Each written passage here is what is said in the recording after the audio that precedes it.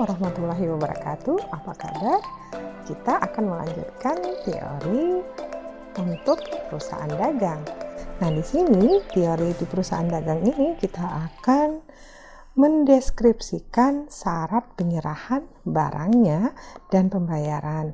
Terus, saya janjikan di video sebelumnya kita akan membedakan transaksi di perusahaan jasa dan perusahaan dagang.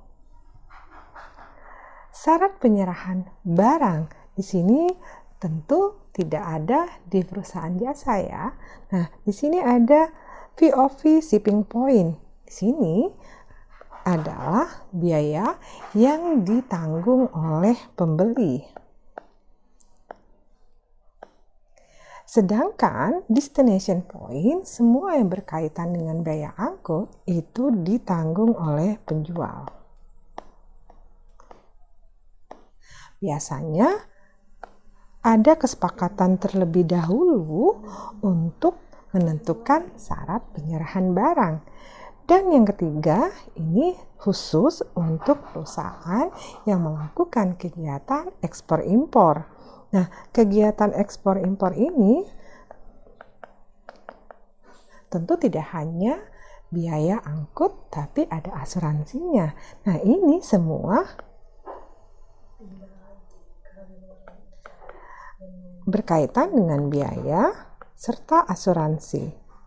Dan semua ini ditanggung oleh penjual. Kita lanjut syarat pembayaran barang. Nah, ini apa gunanya pada saat nanti ada pemberian potongan harga dan ada nanti pada saat kita penjurnalan.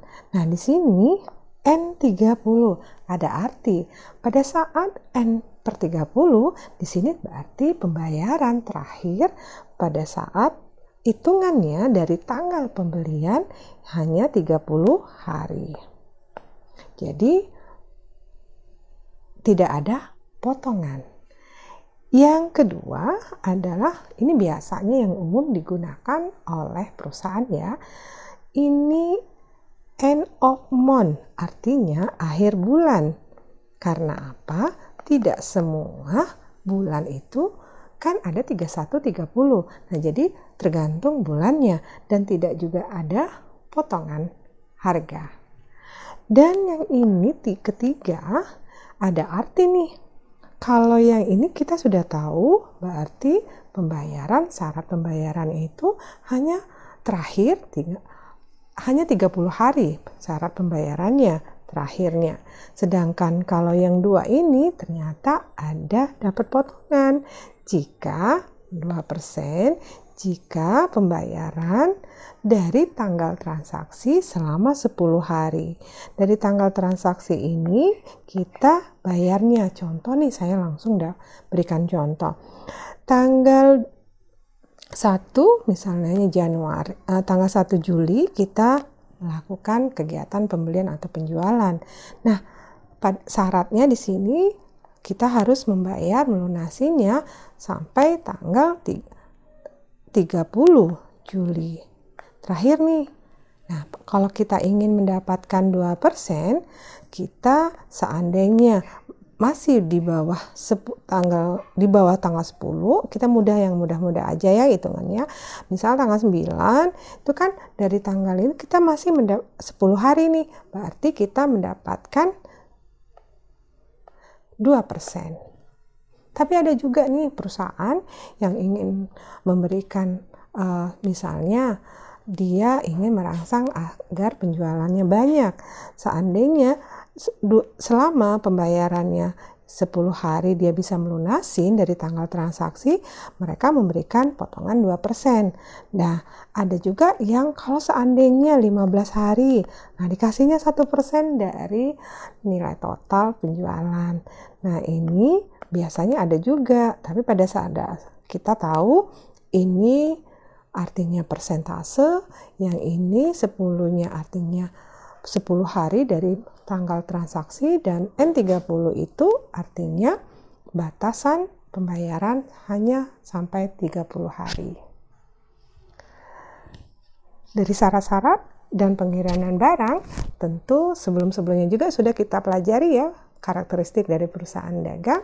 Nah, sekarang kita akan membedakan perusahaan dagang dengan perusahaan jasa. Di mana letaknya? Kita mulai dari perbedaan kegiatan. Di mana sih kegiatan perbedaannya? Pertama, kalau di perusahaan jasa, kegiatannya memberikan pelayanan jasa kepada masyarakat.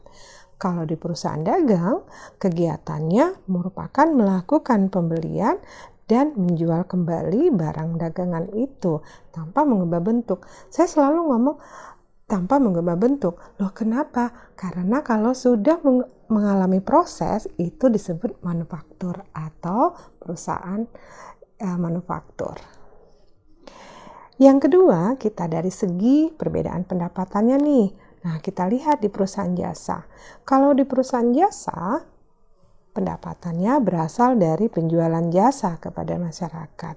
Sedangkan kalau dari perusahaan dagang, itu berasal dari penjualan barang dagangannya. Di sini nampak ya, kalau perusahaan jasa itu ada jasanya. Kalau dagang, itu barang dagangannya. Udah ya? Dari segi persediaan barang dagangan, kita lihat di perusahaan jasa, jelas mereka tidak mengalami ada perhitungan persediaan barang dagangan. Artinya jasa itu kan tidak berwujud, tidak kelihatan. Nah, sedangkan di perusahaan dagang, ada wujudnya, ada barang dagangannya.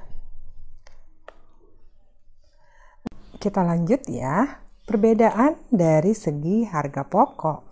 Di sini tentu perusahaan jasa nggak punya harga pokok karena mereka tidak melakukan kegiatan atau karena tidak ada benda yang berwujud. Tentu tidak ada perbedaan harga pada saat membeli dan menjualnya. Nah, sedangkan di perusahaan dagang ini ada harga pokok karena saat pembelian, harga pembelian dan harga penjualannya ada selisihnya. Di situ nanti kita untuk menentukan besarnya laba atau rugi. Nah, selanjutnya kita akan lihat dari segi perhitungan laba rugi. Di perusahaan jasa, pendapatan dengan membandingkan besarnya pendapatan dengan jumlah beban, baik beban usaha maupun beban di luar usaha. Jadi, di sini perusahaan jasa hanya sederhana, tapi kalau di perusahaan dagang, di sini perhitungan laba ruginya, beban operasionalnya terdiri dari beban penjualan dan beban administrasi. Artinya mereka terperinci. Sampai di sini dulu pembahasan kita tentang teori-teori perusahaan dagang. Semoga teori-teori ini dipahami untuk mempermudah kita melakukan kegiatan pencatatan atau dalam akuntansi perusahaan dagang.